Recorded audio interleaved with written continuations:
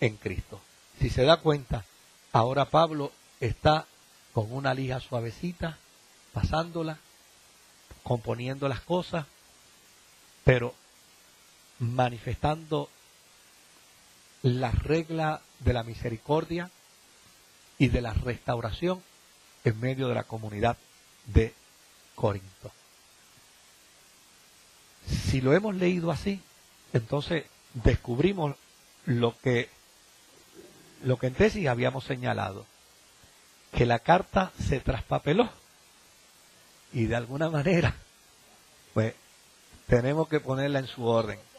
Pero yo les aseguro que a partir de ahora, si ustedes siguen leyendo, ustedes van a entender mucho mejor la primera carta de Pablo a los Corintios y la segunda carta de Pablo a los Corintios, y no le van a meter gato por liebre. ¿Alguna? Sí. Exactamente. Ya uno puede conocer mucho mejor la carta. Vamos a las preguntas.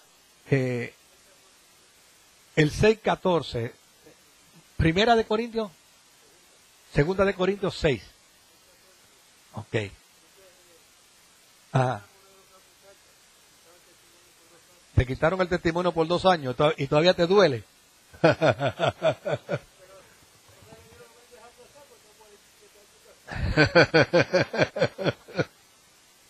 Ah, ¿es con la misma? Ah.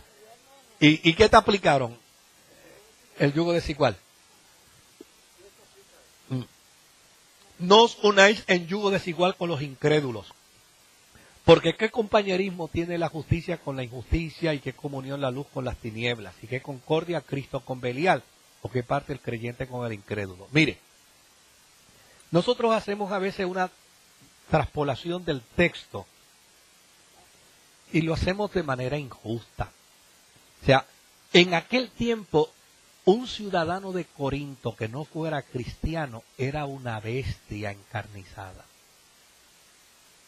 Corintio era la ciudad más perversa. Corintio era la ciudad más horripilante. En Corinto había todo tipo de inmoralidad y de perversión. Por lo tanto, una cosa es que un cristiano o una cristiana se case con un corinto. ¿Ves? Entonces, Pablo le recomienda a las mujeres y a los hombres cristianos de Corinto: no se te ocurra casarte no te unas en yugo desigual, pero aquí no solamente te unas en matrimonio, no te unas en negocio, no te unas en nada con un individuo de Corinto que está corrompido. O sea, corintiar era sinónimo de hacer todo tipo de bajeza sexual, de inmoralidad sexual. Cualquier aberración existía en Corinto. Ellos se vanagloriaban de eso. Y desde luego eran gente inmoral, gente tramposa. Entonces, no hagas yugo desigual. Implica, no te vincules con nadie de Corinto. Ahora, a veces queremos aplicar esto a la vida cristiana acá, y yo creo que a veces hemos sido injustos. Sí, víctimas de un tipo de injusticia por una mala interpretación. Porque déjeme decirle algo. Yo he conocido personas que no son creyentes prácticos, de venir a la iglesia y demás,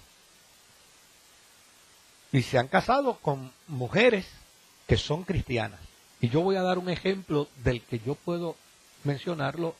El papá de Evelyn Iturrino, por ejemplo, que lo ganamos para el Señor ya en los últimos días de su vida.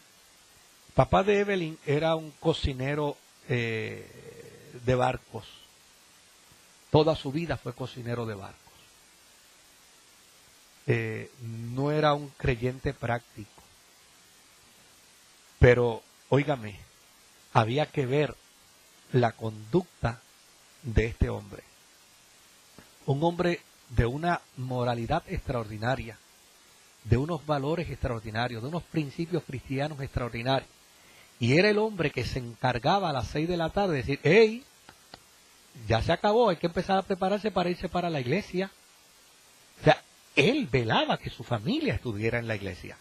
Ahora, si yo comparo y contrasto a don Luis, que partió ya con el Señor, y lo comparo con un montón de individuos que van a la iglesia,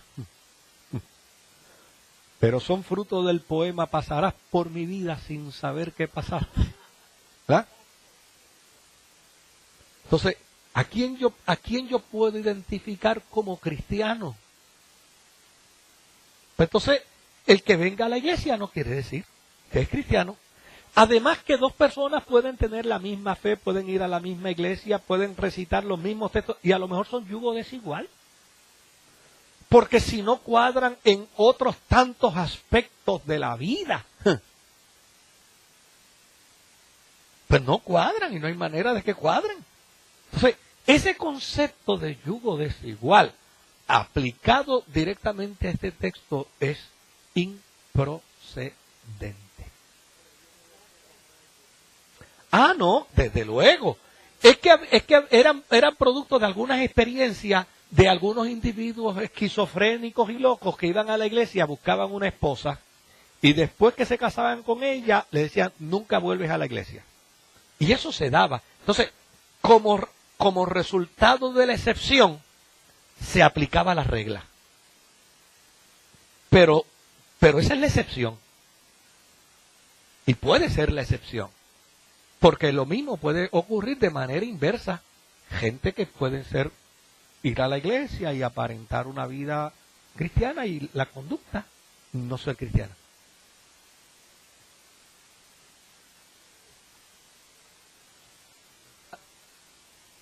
Ajá. Sí. No.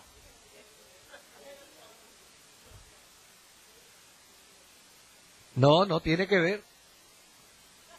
Está. No, porque sí, no es un aguijón. Es simplemente una conducta, pero no es un aguijón. Sí. Ajá. Sí.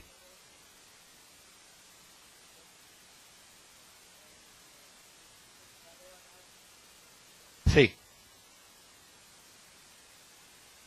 Realmente eso de un primer cielo, un segundo cielo y un tercer cielo me lo va a tener que explicar Pablo. Porque eso no hay una explicación desde el punto de vista teológica para eso. Claro, lo que pasa es que hay una gente que puede arguir de que lo que vemos en el sentido atmosférico es el primer cielo. Lo que está entonces por encima de los planetas, que está entre los planetas, es el segundo cielo, y lo que puede estar después de los planetas es el tercer cielo. Pero realmente, eso no añade diquita, porque, claro, lo que pasa es que este es el resultado del entendimiento. Mire, Pablo no estudió teología, ¿saben? Pablo hizo teología, pero no estudió teología.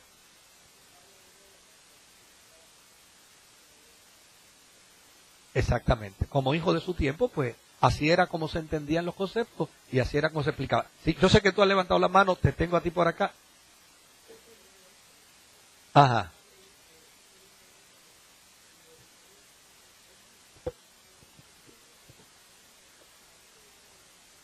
Ajá.